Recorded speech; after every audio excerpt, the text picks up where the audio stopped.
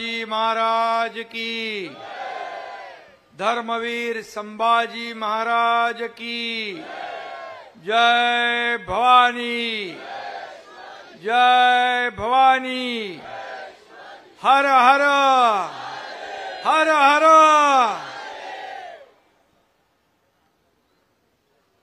आपल्या सगळ्यांचं आराध्य दैवत, हिंदवी स्वराज्य संस्थापक छत्रपती शिवाजी महाराजांना मी मानाचा मुजरा करतो, त्यांना कोटी कोटी प्रणाम करतो।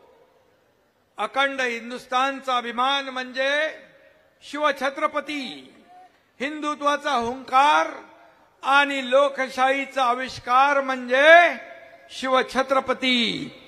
शिवछत्रपती म्हणजे पराक्रम, शिवछत्रपती म्हणजे धैर्य, शिवछत्रपती म्हणजे शौर्य, शिवछत्रपती म्हणजे त्याग, शिवछत्रपती म्हणजे समर्पण, शिवछत्रपती म्हणजे दूरदृष्टी, शिवछत्रपती म्हणजे युद्ध नीती, शिवछत्रपती म्हणजे युगपुरुष, शिवछत्रपती म्हणजे युगप्रवर्तक।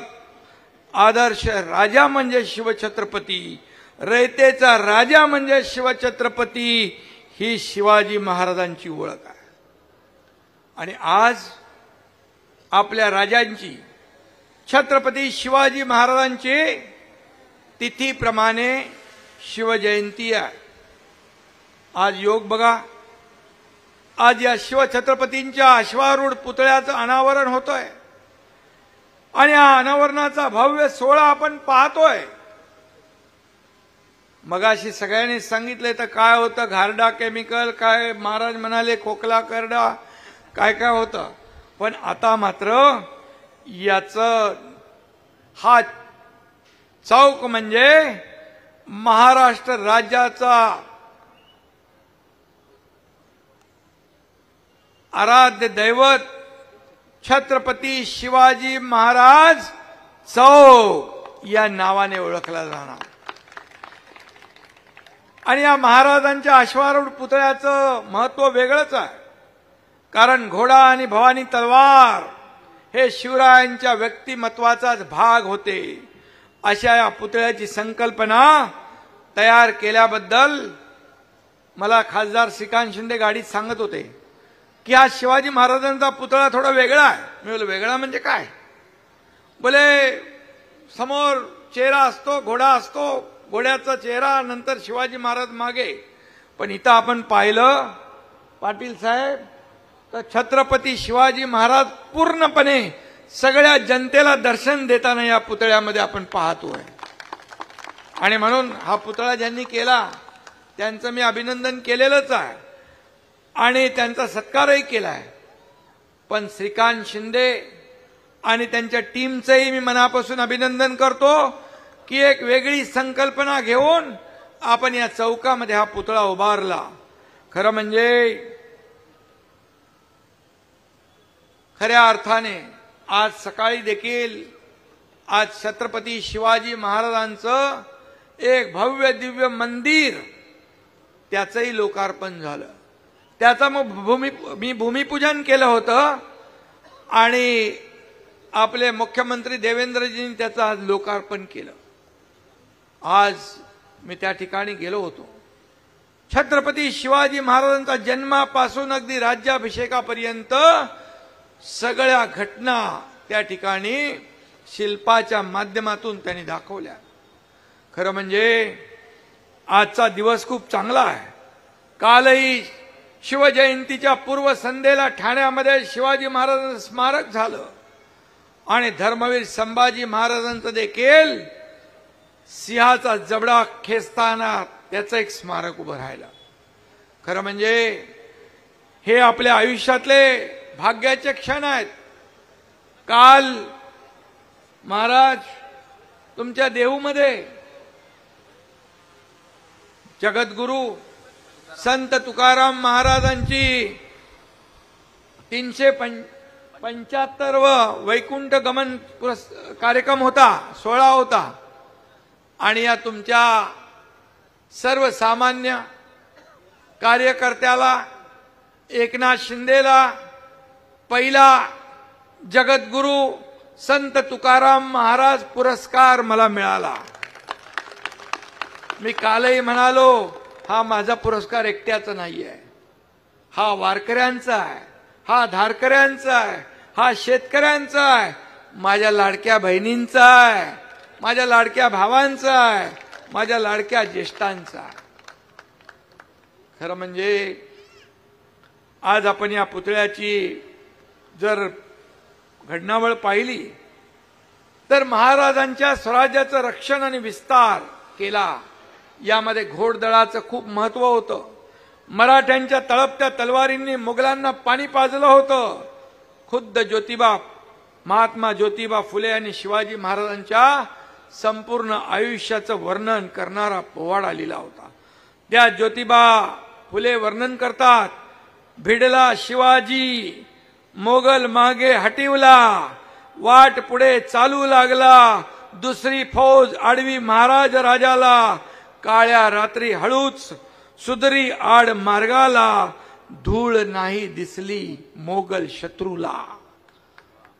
म्हणजे महाराजांच्या घोडदळात असे जबरदस्त इमानी घोडे होते की ते त्यांच्या टापांची धूळ देखील उडून देत नव्हते. शत्रूला कानोसा लागू नये म्हणून एवढी दक्षता घोडे घेत होते. आणि हे देखील छत्रपती शिवाजी महाराजांची म्हणजे दैवी शक्तीच होती.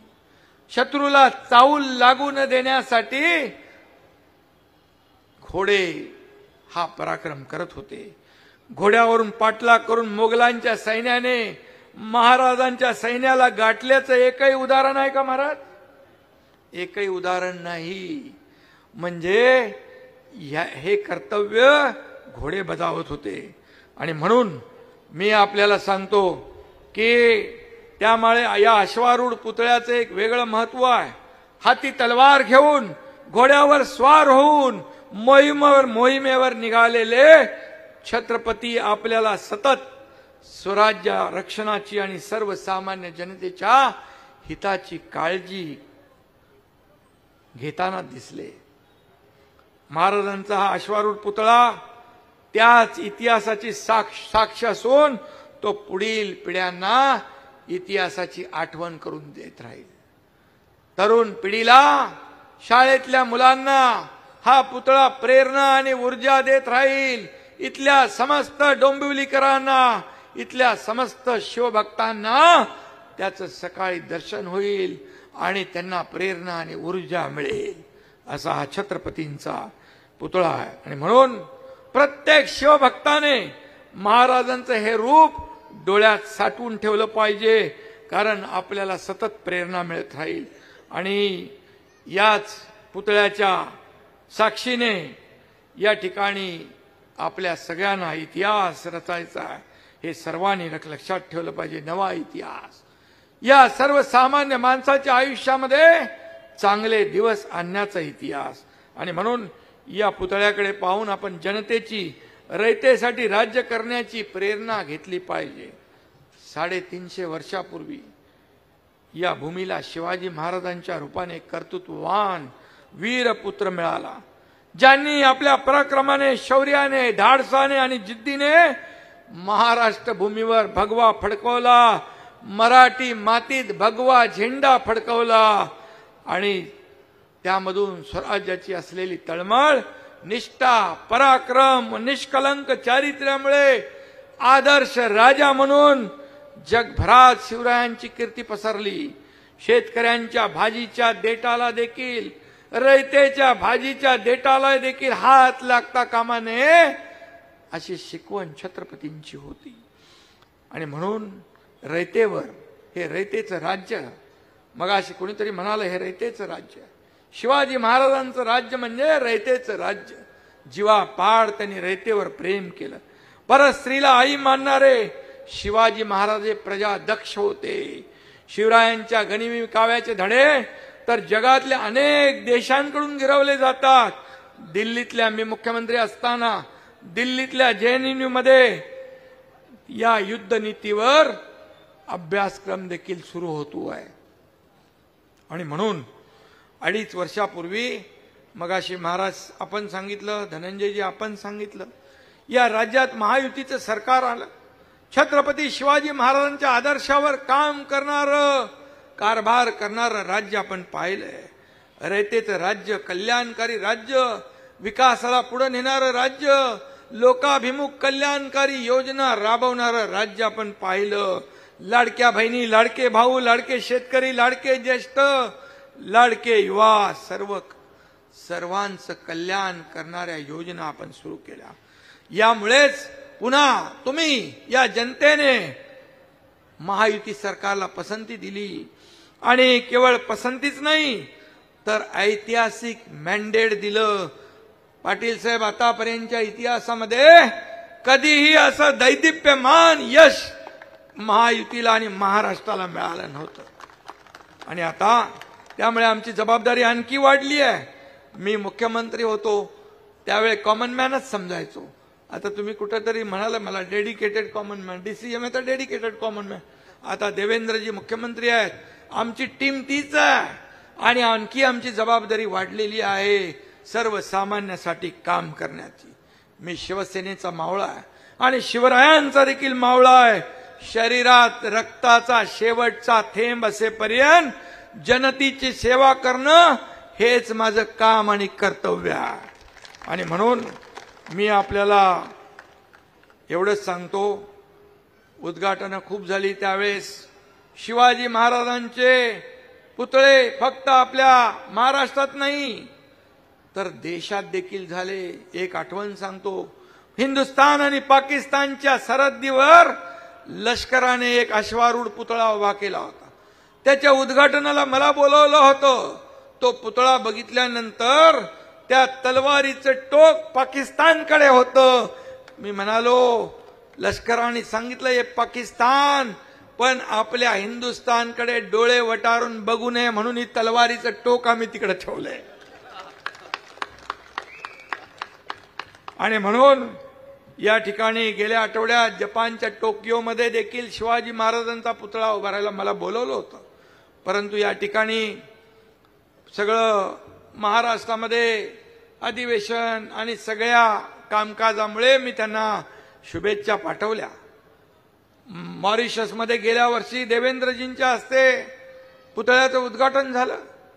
त्याचबरोबर शिवजयंती आपण आग्र्यामध्ये साजरी केली. दिवाने आम या सभागृहामध्ये जिथं औरंगजेबाने छत्रपती शिवाजी महाराजांचा अपमान करण्याचा प्रयत्न केला, तिथं शिवाजी महाराजांनी मराठी बाणा दाखवून त्या औरंगजेबाला खडे बोल सुनावले. तिथंच शिवजयंती आपण साजरी केली. आणि म्हणून छत्रपती शिवाजी महाराजांचे हे फक्त पुतळे नाहीये, ही ऊर्जा देणारा राजाचा पराक्रम डोळे भरून आपल्याला पाहण्याची संधी करून देणारे हे पुतळे आहेत.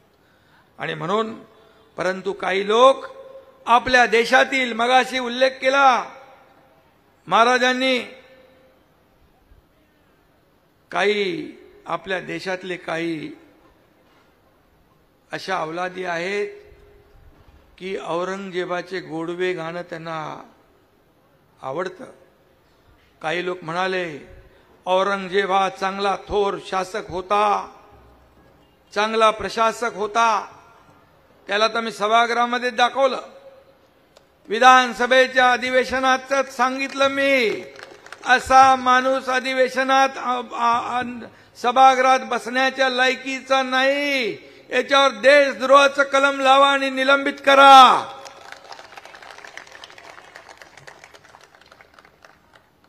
मी एवढंच सांगतो,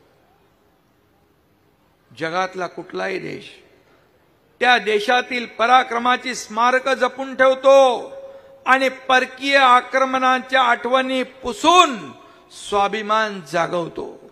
आपण पाहिलं, शिवरायांनी निर्माण केलेल्या स्वराज्याला मातीत मिसळण्याच्या वल्गण्या औरंगजेबाने केल्या.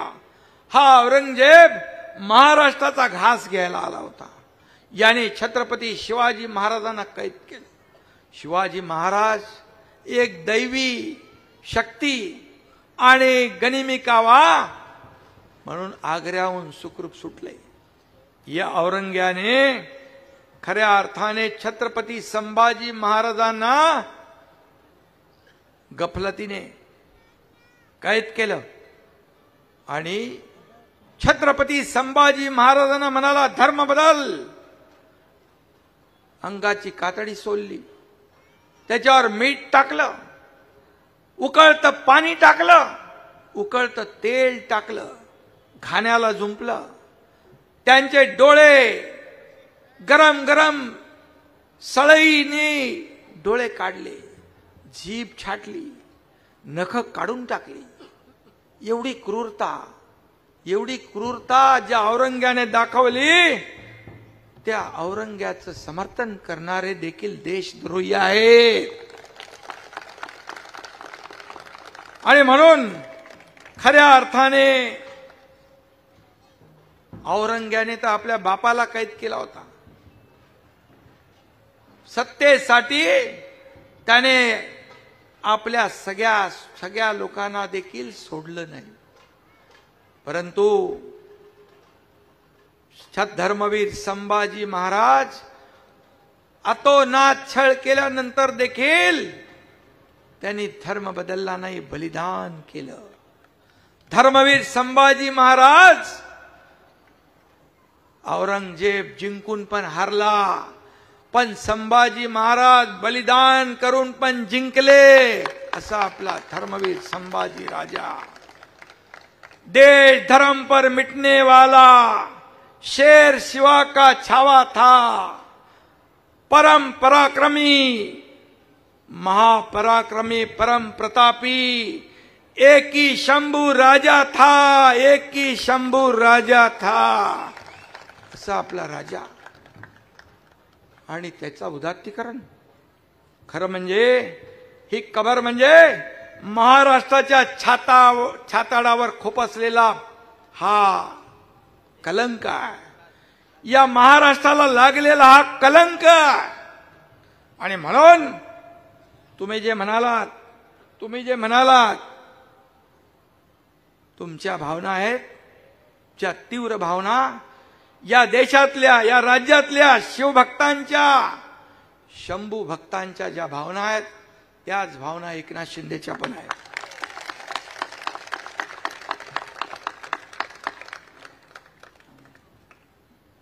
शिवछत्रपतींनी हाती तलवार घेतली, पण निष्पाप लोकांच्या रक्ताने ती कधी रंगू दिली नाही.